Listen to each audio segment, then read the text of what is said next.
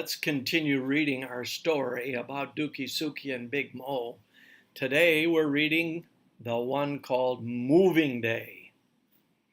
Moving Day. The days were busy for Big Mo as well as for the woodcutter and some of the boys from the school. They helped to build a new house not far from the mission. Luani's mother kept Dookie and Sookie at her house during the hours Big Mo was working.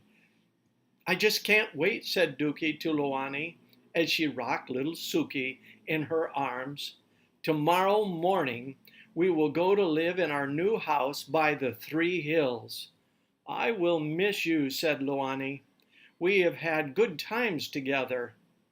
"Sookie is so tiny and cuddly. I love her."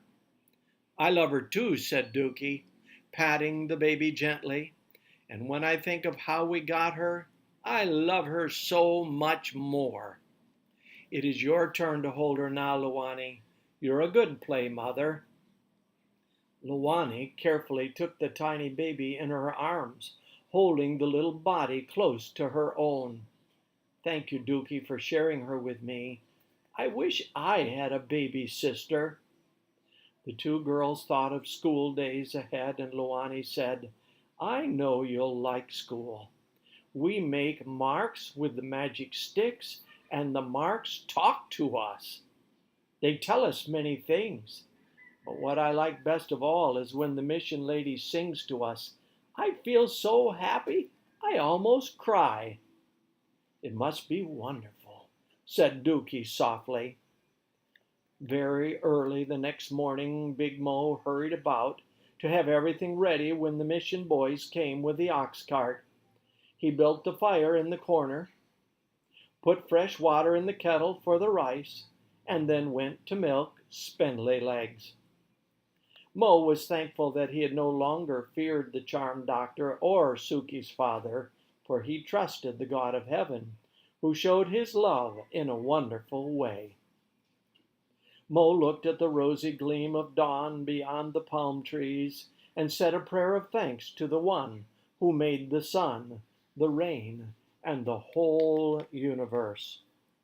"I will use these hands to work for you," he said reverently. "I will no longer use them to fight. Help me to care for my two precious ones, that they may learn to go in the way that is best. Bless me in my new work at the mission." When the morning chores were finished, Sookie started to cry for her breakfast. Dookie held the baby in her arms and rocked her to and fro, singing softly. "I'll get her breakfast right away," said Big Mo. "Is it today, Big Mo?" asked Dookie, when the little one was busy drinking from her bottle. "Yes, my precious, this is the day we move. The boys from the mission will come up the hill path with the ox cart." "I'm so happy," said Dookie.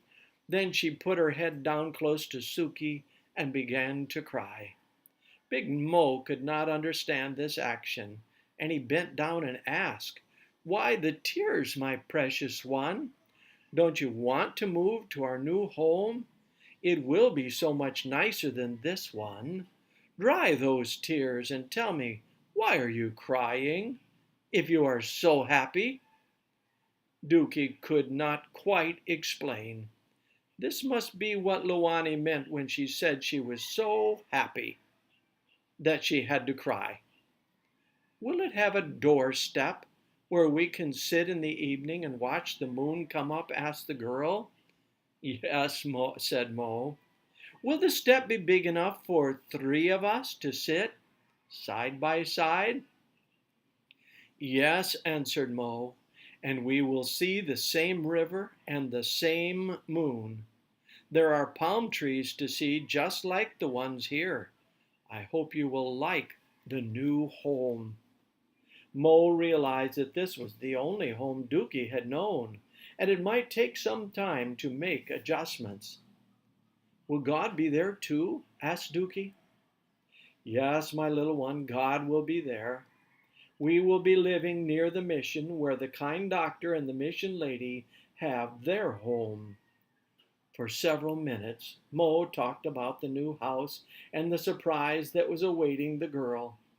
Taking a corner of Sookie's blanket, Mo wiped away the girl's tears and placed a tender kiss on her forehead.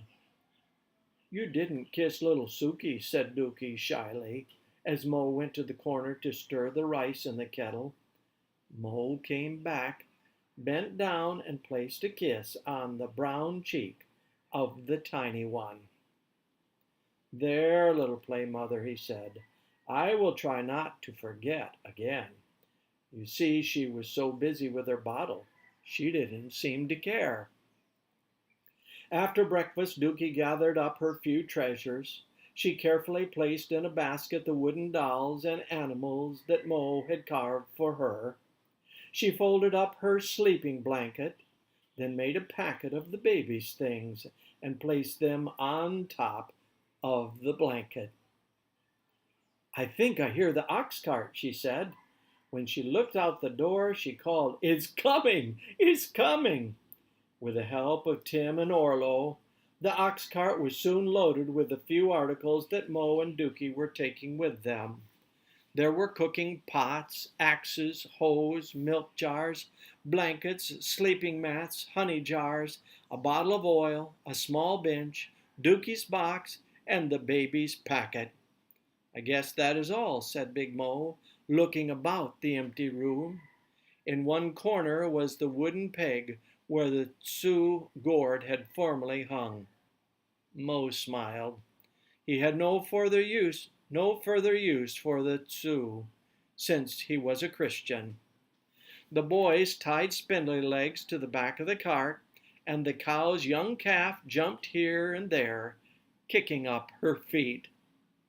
"You won't feel so frisky at the end of the trip," said Mo. "Frisky," said Dookie. "Let's call the new calf Frisky. I think that is the right name for her." "It will be as you say," said Mo, "but it is a long way to the mission, and I doubt if she will live up to her name by that time." Dookie and the boys laughed as the calf campered around. "She knows we are talking about her," said Tim. "She's showing off for us." Mo lifted Dookie into the cart, and she sat on the bench and held the sleeping Sookie on her lap. After the boys had tightened the ropes that fastened the canopy over the cart, Tim climbed in and Orlo started the ox on their way. When he was sure that the calf would follow its mother, Mo climbed on the cart, and it lumbered down the stony path toward the village. Dookie swayed from side to side as the cart wheels bumped along. Mo watched her turn to look at the little mud hut with the thatched roof that had been her only home.